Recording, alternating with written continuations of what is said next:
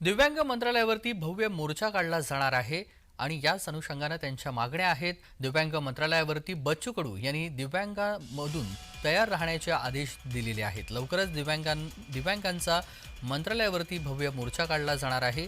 बच्चू कडू यांनी मोर्चा काढण्याचे संकेत दिलेले आहेत।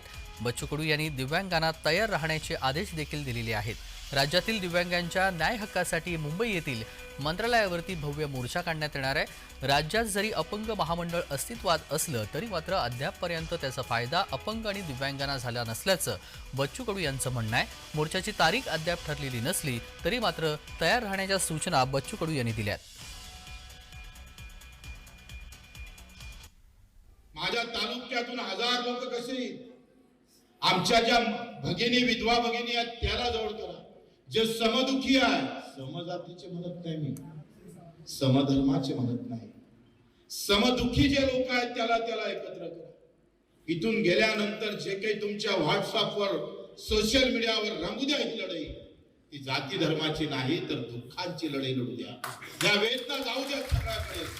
जे आमच्यासारखे दुःखी असन त्याला एकत्र करण्याचं काम करा।